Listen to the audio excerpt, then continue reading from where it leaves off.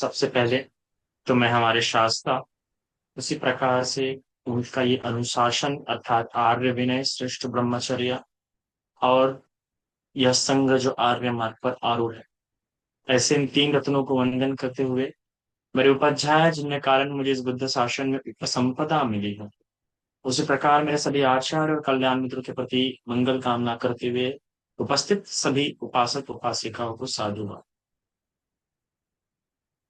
भगवान के शासन में प्रयास विभिन्न लोग करते हैं, विभिन्न जातियों से, विभिन्न गोत्रों से, विभिन्न शिक्षाओं में शिक्षित हुए हुए लोग अलग अलग स्थानों से यहाँ आ रहे हैं और भगवान के इस आर्य विनय में अनुशासित हुए।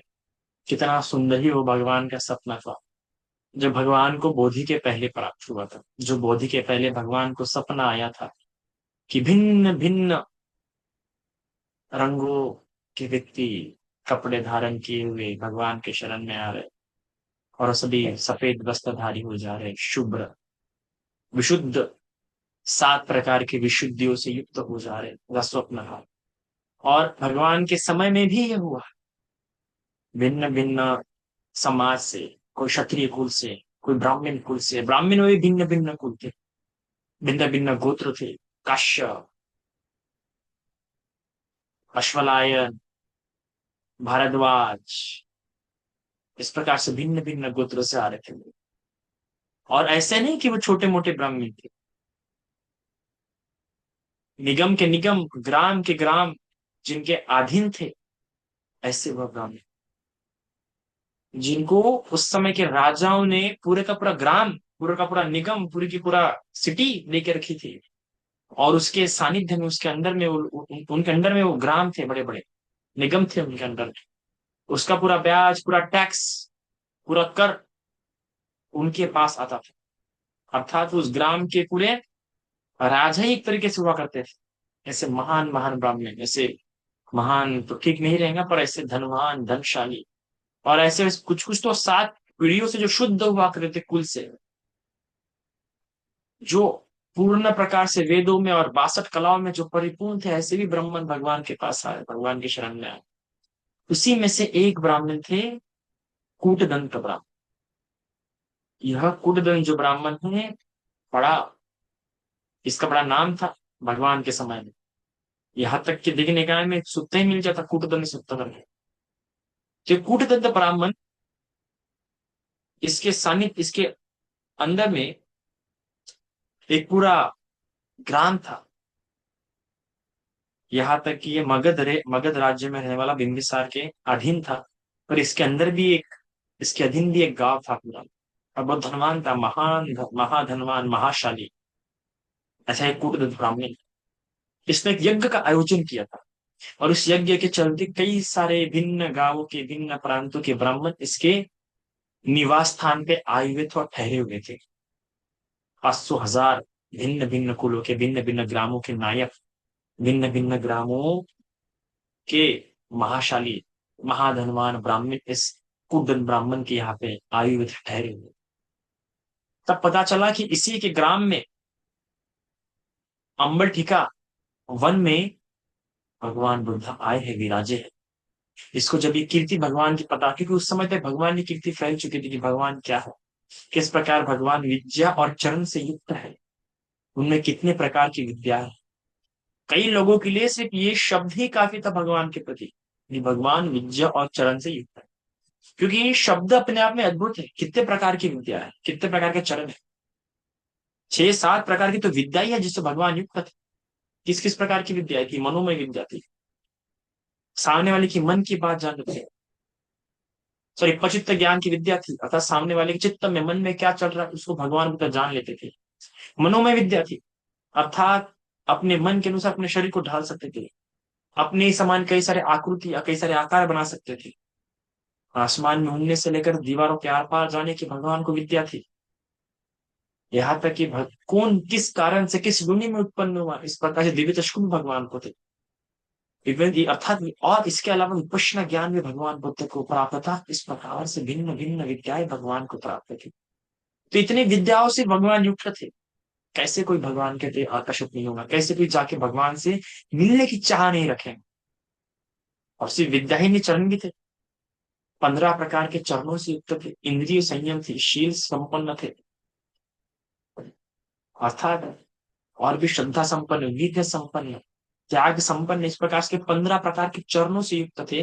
तो विद्या चरण से युक्त होने के कारण सिर्फ ये शब्द ही अगर कोई उस समय कोई व्यक्ति, कोई ब्राह्मण, कोई जानकार, वेदों का जानकार, कोई ज्ञानी इस प्रकार जान ले कि वो जो तथागत जो है, जो शाक्य कुल से प्रवर्जित है, वो विद्या और चरण से युक्त है, संपन्न है, तो उसका मन अपने आप ही झुक जाता था। पर ज्ञानवान व्यक्ति ही, ज्ञान संपन्न व्यक्ति इन शब्दों को सुनते बराबर भगवान के प्रति आकृष्ट हो जाता था। ये भी हुआ। और देख भी रहा था ना कि कई सारे भीड़ की भीड़ भगवान की तरफ जाने मिलने जा रही है, अच्छे अच्छे ब्राह्मण, विद्वान से विद्वान लोग भगवान से मिलने जा रहे हैं।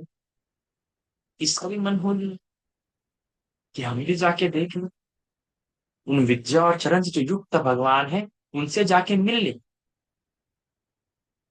तो ये भी जब हो ही लिया था, रास्ते भगवान से मिलने जा ही रहा था, कि बाकी जो अतिथि गण के रूप में जो उस कूटदंड ब्राह्मण के यहाँ पे आए हुए थे, ठहरे हुए थे, उन्होंने रोक लिया, "ही, क्या कर रहे हो?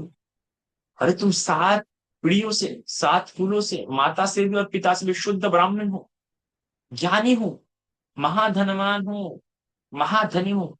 अरे क्यों तुम भगवान से मिलने जा रहे हो? क्यों तुम उस शाक्य कुल से परावजित व्यक्ति से मिलने जा रहे हो? ये ठीक नहीं कि तुम उनसे मिलने जाओ, वो तुमसे मिलने आना चाहिए, क्योंकि तुम क्या हो? धनवान हो। तुम क्या हो? माता पिता दोनों पूरे संपन्न और शुद्ध हो। तो ये ठीक नहीं कि तुम उनसे मिलने के लिए जाओ। यहाँ तक कि वो और भी कहते हैं कि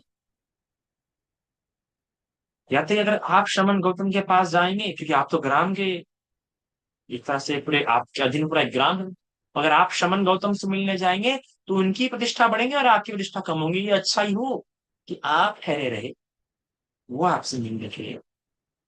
तो क्या कहते हैं पूजन ब्राह्मण कि यह ठीक नहीं, अतिथि गणने के हिसाब से मैं इनसे मिलने जाऊं। अगर हमारे ग्राम में कोई आता है तो अतिथि सत्कार के हिसाब से मैं ही मिलने जाना चाहिए। और आप मेरे मेरा क्या गुणगान गा रहे हैं, मेरे बारे में क्या कह रहे हैं कि मैं 7 कुलों से, माता और पिता दोनों को शुद्ध हूँ। अरे शमन गौतम भी माता के कुल से भी और पिता के कुल से भी क्या शुद्ध है, और वो तो ईश्वाकु कुल से है, तो वो तो हमें ज्यादा श्रेष्ठ हो। और भी क्या, देखिए, वह जो भगवान से अभी तक मिलने का कुल ब्राह्मण, जब वो भगवान की स्तुति कर रहा है तो किस प्रकार से भगवान को देखता है। जब खुद व्यक्ति महाशाली हो, जब खुद व्यक्ति शीलों से युक्त हो, सुंदर प्रकार के गुणधर्मों से युक्त हो, एक विद्वान हो सही मायने में, वो व्यक्ति जब भगवान को देखता है, जिसके पास खुद के पास अच्छी समझ होती है, वो देखिए भगवान को किस प्रकार देखता है, भगवान के गुणों को किस प्रकार देखता है। तो कहता है, भगवान की प्रशंसा करते हुए बताता है कि भगवान के बारे में अगर कहे तो देखिए, शमन गौतम का यह भी एक गुण है कि शमन गौतम के पास जब कोई व्यक्ति आता है तो भगवान उसका स्वागत करते हैं। भगवान कहते हैं, आओ स्वागत है तुम्हारा। ये भगवान के वचन है। फिर भगवान से कोई भी मिलने के लिए क्यों ना, वो जाति से शूद्र ही क्यों ना हो, या गनी का ही क्यों ना हो, कितना ही गरीब क्यों ना हो, रंग और रूप से कितना ही दरिद्र क्यों ना हो, अपंग ही क्यों ना हो, पागल ही क्यों ना हो, भगवान के पास जब भी कोई आता है, भगवान से कहते हैं, आओ स्वागत है। बहुत अद्भुत बात है। एक गरीब व्यक्ति अगर कह रहा है ना कि आओ स्वागत है, तो कोई बड़ी बात नहीं है ना? क्योंकि गरीब के पास है ही क्या देने के लिए, तो मीठे शब्द ही बोल देगा कि आओ स्वागत है। पर जो व्यक्ति, जिसके पास बल है, बलवान व्यक्ति कभी तो अपने छोटे व्यक्तियों को ऐसा नहीं कहता कि आओ स्वागत है, क्योंकि बलवान व्यक्ति के पास अहंकार होता है। तो किससे, कैसे कैसे बलवान लोग होते हैं, कोई शक्ति से, शारीरिक ताकत से बलवान होते हैं, तो अपन से कमजोर व्यक्ति का भी स्वागत नहीं करते, एक बार का मजाक उड़ा देंगे, उपहास कर लेंगे, पर वो स्वागत नहीं करते हैं। उसी प्रकार कोई धन से बलवान होता है, तो धन धन से बलवान व्यक्ति भी अपने से गरीब का बड़ा उपहास करता है, स्वागत नहीं करता उसका, उसको निचले दृष्टिकोण से देखता है। उसी प्रकार कोई प्रज्ञा से बलवान बुद्धिमान है, वो भी अपनी प्रज्ञा से दूसरों का उपहास करता है, स्वागत नहीं करता, लेकिन दूसरों का उपहास करना चाहता है, दूसरे को नीचा दिखाना चाहता है। भगवान बल से भी, शारीरिक बल से भी इतने धनवान थे, शारीरिक बल से भी इतने शक्तिशाली थे कि उस समान कोई शक्तिशाली नहीं था। यहाँ तक कि उस समय के सबसे शक्तिशाली यक्ष आलवक यक्ष ने जब भगवान को कहा था कि मैं तेरे दोनों पैर पकड़ के तेरे को गोल गोल घुमा के पटक दूंगा, पृथ्वी के एक छोर पर फेंक दूंगा, भगवान क्या कहते हैं कि मैं देव मार ब्रह्मा सहित ऐसा किसी को नहीं देखता जो मेरे साथ ऐसा कर सके, इतने बलवान है। आलवक यक्ष कम बलवान नहीं था, आलवक यक्ष की ताकत कम नहीं थी, फिर भी आप देखिए भगवान भी उससे कई गुना बलवान, ऐसा बलवान व्यक्ति भगवान है, ऐसा उनके पास शारीरिक बल है। और मनोमय युद्धि में तो भूली ही मत, और रिद्धि सिद्धि में पूछे ही मत। ऐसा व्यक्ति जो शरीर से इतना बलवान होने पर भी जब भी उसके द्वार पे, जब भी उसके पास कोई आता है तो कहता है कि आओ, स्वागत है। भगवान ने, कोई व्यक्ति झूठ भी, भगवान को पता होता कि भगवान के पास परचित्त ज्ञान था, तो भगवान मन से ही जान लिया करते थे कि जो सामने वाला व्यक्ति है किस प्रकार से झूठा मन लेके, दूषित मन लेके मेरे पास आ रहा है। पर भगवान उससे पहले ही उसका उपहास नहीं करेंगे, भगवान उसका भी स्वागत करेंगे। भगवान शब्दों में पूछेंगे कि क्या हुआ है, कैसा है हालचाल। ये भगवान की सौम्यता है। भगवान ने कभी किसी को पहले निराश नहीं किया, आते बराबर निराश नहीं किया, सबसे पहले बैठने दिया। ये भगवान का सद्गुण, ये भगवान की महत्ता है, ये भगवान की करुणा है। तो भगवान कहते हैं कि आओ, स्वागत है। ऐसे वो भगवान, ऐसे वो शाक्य कुल से प्रवजित महाशमन गौतम है, जो किसी को भी देखे तो आओ, स्वागत है। वो प्रज्ञा से भी इतने बलवान है कि उन समान निर्वाण मार्ग दिखाने वाला, निर्वाण मार्ग की ओर ले जाना कोई व्यक्ति नहीं है। इंद्र और ब्रह्मा तक, ब्रह्मा तक भगवान के आगे झुकते हैं, भगवान के आगे वंदन करते हैं, जिनकी देवता तक वंदना करते हैं। सारिपुत्र और मोगललाल जैसे इसके महाश्रावक है। कश्यप बंधु इतनी बड़ी अपनी शिष्यों की टोली के साथ जिनके पास जाके दीक्षित हो गए, ऐसे हमारे महाप्रज्ञावान शमन गौतम अहंकार नहीं रखते, जिनके पास इतनी बड़ी टोली है, इतनी बड़ी मंडली है शमनों की, 1200 1200, हजार हजार, 2 2 हजार, 3 3 हजार, और युवा जिनके पास दीक्षित हुए हैं, ऐसे शमन गौतम अहंकार नहीं करते। कोई भी व्यक्ति आए, एक अकेला व्यक्ति भी आए, दीक्षित होने को भी आए, तो भगवान कहते हैं कि आओ, स्वागत। ये भगवान की सुंदरता है। यहाँ तक कि वो धन में भी उनके पास धन नहीं था, ऐसा कहा, ऐसा कहते हैं कि जब शमन गौतम का जन्म हुआ था ना, सिद्धार्थ होते हुए, तो सोने के 4 घड़े निकले थे, और वो 4 घड़े ऐसे थे कि वो घड़ों से कभी धन समाप्त नहीं होता है, वो घड़े हमेशा धन उत्पन्न नहीं करते रहे। और वो खुद इतने धनवान कुल से थे कि कहा जाता है कि उनके खेत को जोतने के लिए एक साथ 100 हल चलते थे, 100 हल। ऐसे वो भी महाधनवानी, फिर भी देखिए वो लोगों का स्वागत करते हैं, उनके पास कोई मिलने के लिए आए तो आओ, स्वागत है। ऐसा भगवान बुद्ध जैसे महाशमन गौतम कहते हैं। यहाँ तक कि शमन गौतम सम्मोदक है, शमन गौतम के पास जाने के बाद मोद ही बढ़ता है, आनंद ही बढ़ता है। आप देखिए सारे पुत्र और मुगल ने जैसे ही, अरे सारे पुत्र ने तो डायरेक्टली भगवान को भी देखा, सिर्फ भगवान ने शिष्य को देखा, फिर भी शमन गौतम के बारे में जानने के लिए तीव्र इच्छा किसमें उत्पन्न हो गई थी, सारी पुत्र में। यहाँ तक कि ऐसे कई सारे दूर दूर ब्राह्मण रहते थे, बूढ़े हो गए थे, जब शमन गौतम के बारे में सुना तो अपने शिष्यों को भेजते थे कि जाओ जाके मिल के आ जाओ। तो शमन गौतम से, जो शमन गौतम उत्पन्न हो गए, संसार में उत्पन्न होना बहुत दुर्लभ है गौतम का, उस बुद्ध का उत्पन्न होना बहुत दुर्लभ है, जाओ क्या जाओ। तो शमन गौतम के पास जाके इंसान का मोह आनंद ही बढ़ता था। जो खुद नहीं देख पाते थे वो अपने शिष्यों को भेजते थे। जब असित काल देवल ने जब देखा कि किसी व्यक्ति का जन्म हुआ, सारे देवता लोग अपने कंधे का दुपट्टा आसमान में उछाल रहे थे। ये तो उन देवताओं में भी इतना आनंद मच गया था जब सिद्धार्थ गौतम का जन्म हुआ था। सिद्धार्थ होते हुए देवताओं को इतना आनंद हुआ, यहाँ तक कि असित मुनि ने जब उस बालक को देखा तो घर जाते बराबर अपने भतीजे को भी कहते कि बेटा जब तुझे पता लगे कि दीक्षित होने वाला है, जब तुझे पता लगे कि सिद्धार्थ गृह त्याग करने वाला है, तू भी हो लेना साथ में इनके। सोचिए, उस बालक को देखते बराबर जिसने अपने भतीजे के बारे में ऐसा अपने भतीजे को ऐसा आदेश दे दिया कि तू भी हो लेना प्रोज्जित। तो ऐसा आनंद ऐसा मोद लोगों को प्राप्त होता था। अरे कई सारे लोग गरीब धनवान से गरीब हो जाते थे, फिर भी उन्हें किंचित मात्र दुख होता नहीं था। अनाथ पिंडी का धनवान से गरीब हो गया था, खाने के लिए घर में कुछ नहीं था, टूटे चावल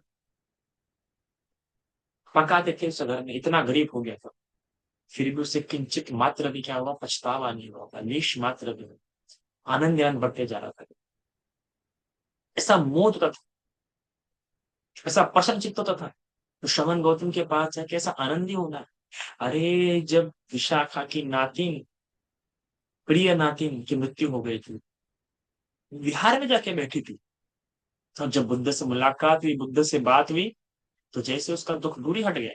अरे गीले बाल होके गई थी, फिर भी उसका दुख दूर हट गया। ऐसा आनंद भगवान के पास जाके प्राप्त होता था। सोचिए इस प्रकार वो कुव्रत ब्राह्मण भगवान को देख रहा है, अपने ज्ञान से भगवान को समझ रहा है। देखा कि उसने बाकी लोगों को जो भगवान की कीर्ति जो सुना था, उससे भगवान ने भगवान को जान लिया। कितना आनंद है देखो, भगवान से मिलने के पर भगवान के प्रति देखो दो ही अध्यक्ष भगवान के बारे में 11 प्रकार की बातें बताता है। इन 11 में से सिर्फ देखो दो ही बातें सुन के कितना आनंद होगा क्या। कितना भगवान का स्वभाव देखिए, भगवान के गुण देखिए कि भगवान किस प्रकार कहते हैं। भगवान के पास जाना कितना आनंद में सुखकर होता है, इससे पता चलता है। आगे कहते हैं कि शमन गौतम उम उम अम्भा कुटिक है, अर्थात अकुटिल भ्रू है, अर्थात उनकी भुए में कभी भी बल नहीं पड़ता, न द्वेष और क्रोध का, न भय और न चिंता का, दिखते ही नहीं कभी उनकी भुए। ये जो उनकी आईब्रोज है, ये जो उनकी भुए है, ये भुए में कभी ऐसा तनाव नहीं दिखा है शमन गौतम को जब भी किसी ने देखा है।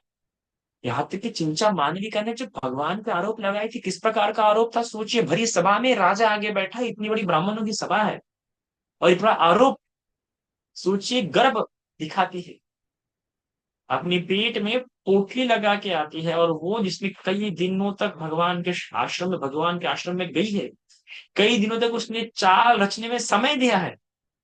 कई लोगों में इस प्रकार के विश्वास भी उसने बना दिया था चिंचा मानविका ने कि मैं तेरे बच्चे की माँ हूँ, हिरांश मेरे गर्भ में पल रहा है, इस प्रकार से आरोप लगाती है। अरे एक भोया का एक बाल भी भगवान का तनाव नहीं दिखता। कितने सुंदर वचनों में, इतने शांत वचनों में भगवान कहते हैं कि चिंचा मानविका, इस सत्य को सिर्फ दो ही लोग जानते हैं, एक तू और दूसरा मैं। इतने शांत सभाओं में जब चिंचा मानविका, चिंचा मानविका को पसीना आ जाते हैं। अरे आलवक हाथी, सॉरी आलवक कहता, नारागिरी हाथी जब आ रहा था ना, अरे मदमस्त था, नशे में था, शराब पी के उसे छोड़ा गया था। ऐसी अवस्था में भी जब दौड़ के आ रहा था कि सभी के सभी तितर बितर हो गए थे, पर भगवान की भूख पे तनाव भी नहीं आया, मस्तिष्क पे एक रेखा भी नहीं खींची भगवान के। जिस माँ की सेना को देख के ब्रह्मादक चक्रवाल के कोने में जाके बैठ गया था, जब मार सेना, जहाँ पे विश्व के सारे भयावह चेहरे, विश्व के सारे भयावह अस्त्र शस्त्र लेके वो मार सेना जब भगवान के पास दौड़ते हुए आ रही थी ना, तब भी भगवान के मस्तिष्क पर एक लेश मात्रा, उनकी भू में किसी प्रकार का कोई तनाव नहीं। ऐसे वो भगवान, वो कितना सत्य वचन कह रहा है वो कूटदंत ब्राह्मण भगवान के प्रति किया। भगवान के माथे पे, भगवान की भू पे कभी तनाव नहीं देखने को आया। किसी के प्रति द्वेष, किसी के प्रति लोभ नहीं देखने के लिए आया, किसी के प्रति नहीं। देवदत्त जिसने भगवान पे इतने बार आक्रमण किया, देखो भगवान ने कितनी करुणा कि भगवान ने आखिरी क्षण में भी उसे क्षमा कर दिया। यह भगवान है, यह भगवान की सुंदरता है, अद्भुत गुण है भगवान की। ये कूटदत्त ब्राह्मण बता रहा है। आगे बताते हैं कि शमन गौतम उत्तानमुख है, यानी मुख सीधा रखते हैं, लज्जा से या हीन भाव से मुंह लटका नहीं देखा।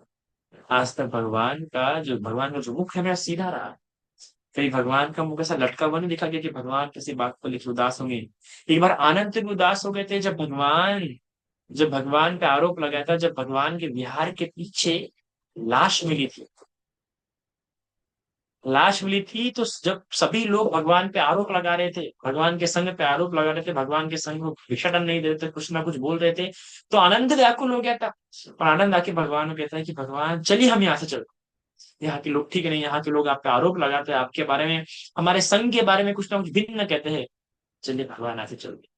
कितने शांत स्वभाव में, किसी प्रकार की कोई गर्दन नीचे नहीं थी, सीधी गर्दन आनंद से पूछते हैं, आनंद चलो, हम किसी ग्राम में किसी निगम में चले भी जाए, पर जब वहां के लोग भी इस तरीके से बोलना शुरू करते तो सब कहते कि हम फिर से किसी और निगम चले जाएंगे, चलो उस निगम को छोड़ के फिर किसी और निगम में किसी और ग्राम में चले जाए, वहां के लोगों ने भी ऐसा आरोप लगाना शुरू कर दिया तो भगवान हम फिर किसी और चले जाएंगे। कब तक चलते रहेंगे आनंद, कब तक इस तरह यहाँ से वहां, शांत रहो आनंद, तुम सत्य मैं सत्य हूँ। फिर क्यों नीचे गर्दन करे, फिर क्यों व्याकुल है, तुम देखो ये अपने आप कुछ दिनों में शांत हो जाएगी।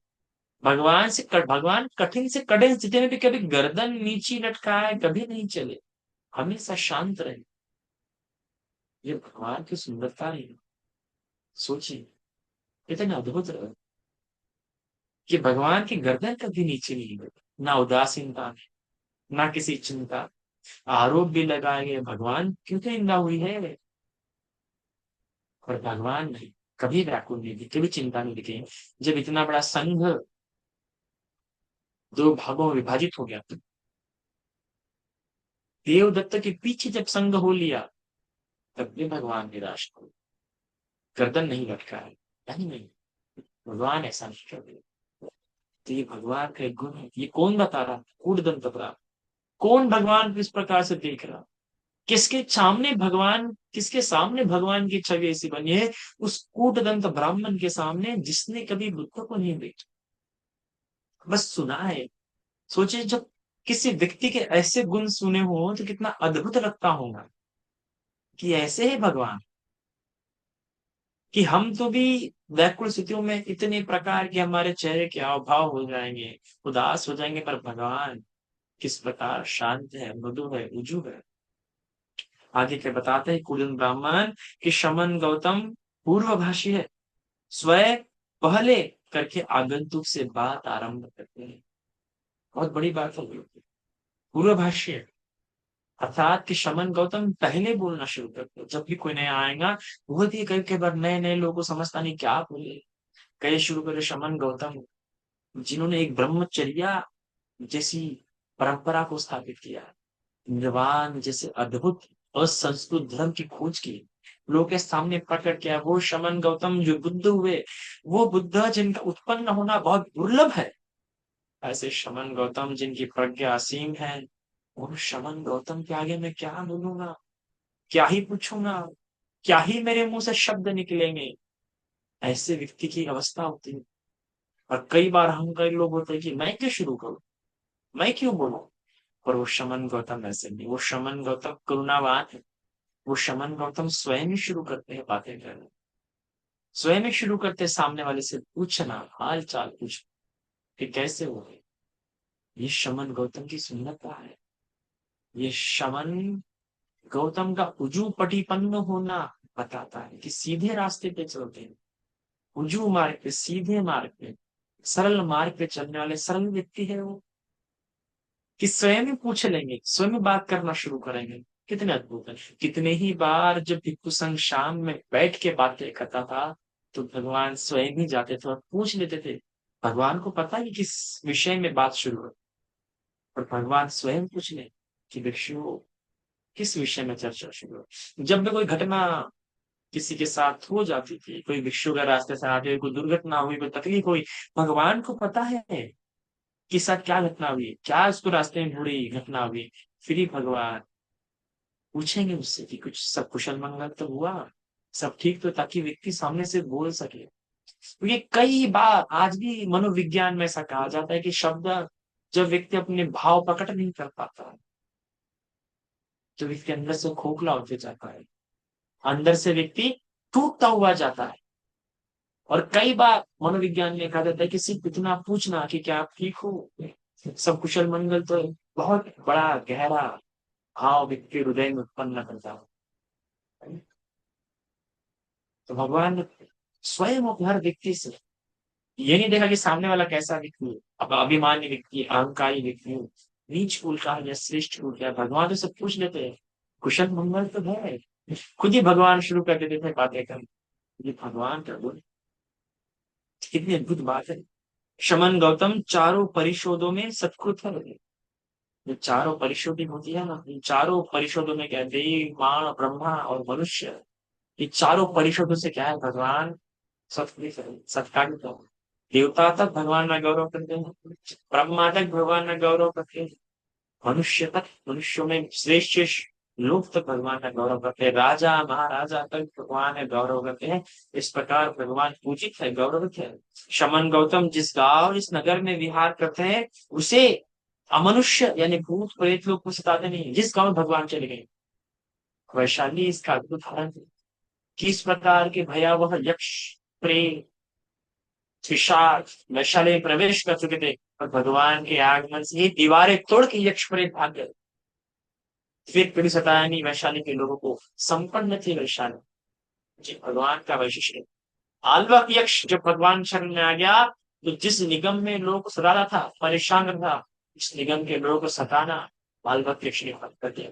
सातगिरी यक्ष, हेमवंत यक्ष, ये यक्ष ऐसे महाप्रतापी महाबलशाली यक्ष भगवान शरण में आते कहते, अरे यक्षों के राजा वैश्रवण स्वयं भगवान की शरण में आए, कैसे कोई यक्ष भगवान को परेशान करे।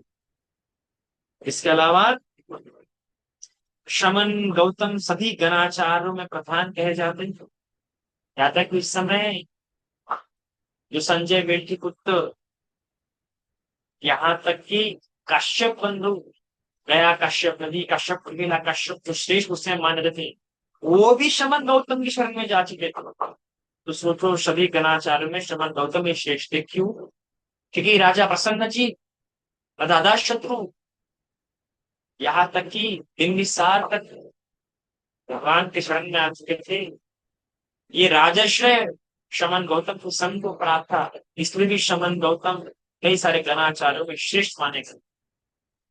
यहाँ तक कि किसी किसी शमन ब्राह्मण का यश जैसे तैसे गलत तरीके से फैल जाता है, पर शमन गौतम का यश आप, लेकिन आज भी कई सारे ऐसे गणाचार्य हैं, है ना, पीठाचार्य है, आश्रमाचार्य, आश्रमाधिपति है, जिनका गौरव, जिनका जो तारीफ है, जिनका जो यश है गलत तरीके से फैला है, ये चमत्कार दिखाते हैं, ये भविष्यवाणी करते हैं, या ये लोगों की मन की बात जान लेते, ऐसे तुच्छ प्रकार की बातों से, ये झूठे, आप आजकल देखो आसाराम बापू से लेकर भिन्न भिन्न प्रकार के जो आचार्य हैं, किस प्रकार से उनका मत फैला हुआ है। पर शमन गौतम का ऐसा नहीं। शमन गौतम के प्रति ऐसी कीर्ति नहीं फैली। शमन गौतम की जो कीर्ति फैली है वो जान की फैली है, ठीक प्रकार से फैली है।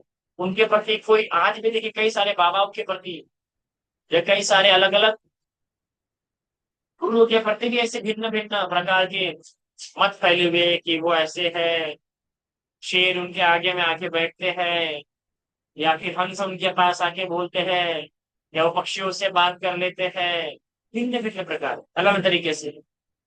पर शमन गौतम के प्रति ऐसा नहीं, जो है वो हकीकत है, गलत तरीके से यानी सौ द्वारा फैलाई गई नहीं है, बल्कि स्वयं शमन गौतम की गुण है, कीर्ति है, जिनके कारण शमन गौतम जानित है, मानित है, पूजित है, सत्कृत है।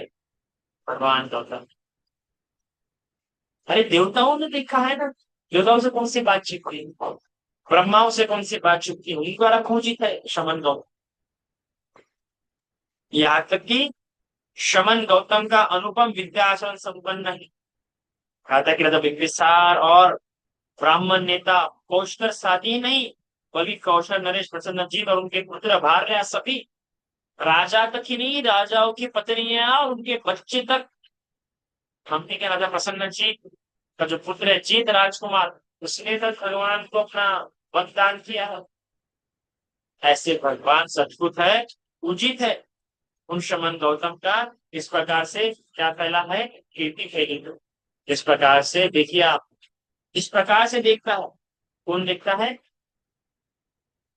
पूर्ण ब्राह्मण है भगवान, कि भगवान ऐसे है, भगवान की कीर्ति ऐसे सोचे।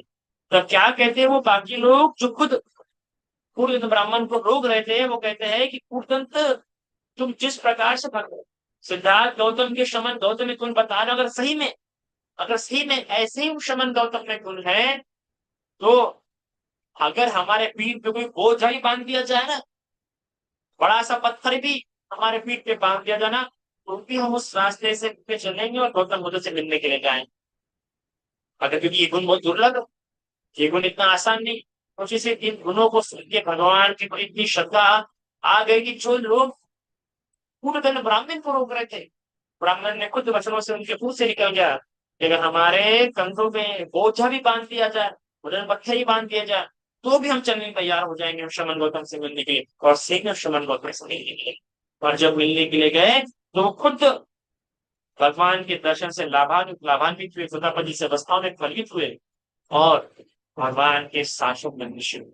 ये भगवान के गुण, ये भगवान के गुण खुद पूर्ण ब्राह्मण के मुख से निकल रहे। इस प्रकार से भगवान को देख रहे हैं, लेकिन छोटी छोटी बातों में भगवान कितनी महान रूप से देखता है। बात कितनी छोटी लगती होंगी ना, पर ये बड़ी महान करने वाली बात है। ये बातें हर आचार्यों में, हर गणाचार्यों में ऐसे पहुंची हुई व्यक्ति में नहीं पाई जाती है। और ये बात है कि शमन गौतम में जैसे पता चलता है कि वो राग विहीन हो चुके हैं, द्वेष विहीन हो चुके हैं, उनके सारे आश्रम क्षीण हो चुके हैं। ऐसे वो भगवान, इतना उनका सदैव उदय है, सरल उदय है उनका, ये गुण भगवान। और हमने भी भगवान किस प्रकार देखना चाहिए था, कितने अद्भुत है हमारे भगवान। इस प्रकार से भगवान को देखिए, भगवान को समझिए, भगवान को सब कल स्वयं कीजिए कि भगवान ऐसे महान थे कि ऐसे ऐसे भगवान ने लोगों को पूछा है, जाना है, लोगों तक समझा है, लोगों के लिए लोगों की भाषा में बात की है, लोगों को समान व्यवहार करने में, एक लोक व्यवहार में भगवान ने लोगों को समझाया है। ऐसे हमारे अद्भुत भगवान है, भगवान एक तस्वीर है, और एक पूजन भगवान किस प्रकार देखा है। हमने तो और भी अद्भुत तरीके से भगवान को देखना चाहिए, जानना चाहिए कि आज भगवान का साहित्य हमारे पास उपलब्ध है। भगवान के बारे में बताने के लिए हमारे पास भिन्न भिन्न प्रकार के कुछ उपलब्ध है। तो आज तो हमें भगवान और भी अद्भुत प्रतीत होना चाहिए कि भगवान को आज हम स्वयं साहित्य द्वारा, त्रिपिटक द्वारा और भिन्न भिन्न भिक्षुओं द्वारा समझ सकते हैं, जान सकते हैं, देख सकते हैं, कल्पित कर सकते हैं। इस प्रकार भगवान को देखिए, जानिए और भगवान की स्मरण कीजिए, और श्रद्धा को बलवान, जितना आज के लिए काफी है। साधु साधु।